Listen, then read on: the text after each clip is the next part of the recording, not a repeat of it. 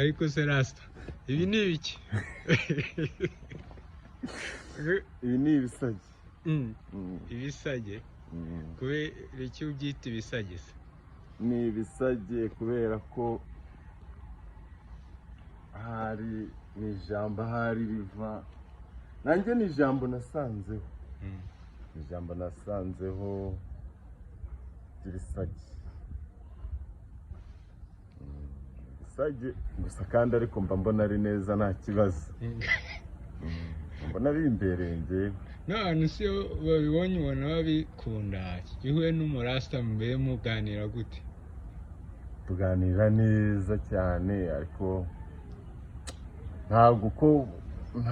ntabwo uko buri wese afite ibisage biba bisobanuye ngo niko mwahuza, ariko abenshi dukunda guhuza, tugahuza nkabona ni neza nta ribi, mbega nkabona bimeze neza. Ariko hari umurasta ejo nabonye ntabwo byangendekeye neza, nari nizeye yuko birangendekera neza kandi bikamerera neza, ariko ntibyamereye neza. Nagiye kumwaka, naramubonye mbona ahantu yakoraga kuri shansiye, ngenda nirukanka ngiye kumusuhuza. Ubwo namaraga kuzamuka amayesikariye ati stop, ati subirayo.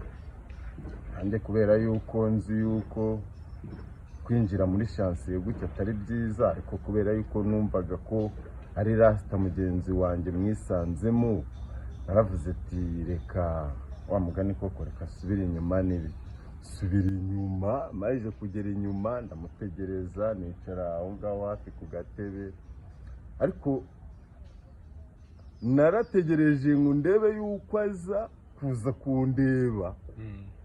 Mbona reka da, ndategereza reka da, ndategereza reka da, ahubwo ngeze aho nangira gutekereza ibintu bitari byiza mu mutima wanjye. Navuze ariko uriya muntu ko batubwira yuko rasita ari rasita, kandi ko bariduhaye n'ubundi tugomba kuryitwa kandi tukanariharanira, uriya murasita buriya ni rasita koko wa nyawo. Ahubwo numvishije n'umutima mubi numva nanabyogosha. Ariko none se muri wowe umurasta nyine bamukubwiye ko ari umuntu umeze ute, cyangwa abarasta ubundi mwemereye gute? Rasita ni ku mutima, rasita ni ku mutima, ariko ni nka kwa kundi urebye umusirikare ashobora kuba umusirikare n'ubundi akaba afite n'imbunda ariko yambaye imyenda isanzwe, ariko iyo yambaye imyenda ya gisirikare arushaho kuba umusirikare.